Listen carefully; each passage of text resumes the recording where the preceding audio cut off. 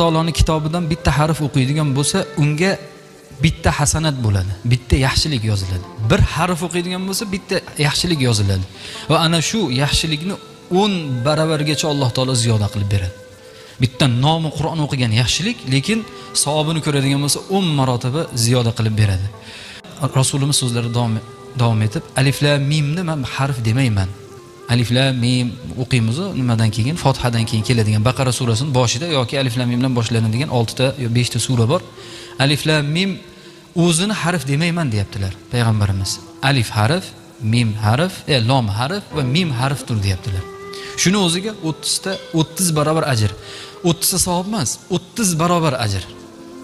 Hasanot bor, lekin 30 barobar ajr. 3 ta harfini o'ziga qancha harf o'qish mumkin bir kunda?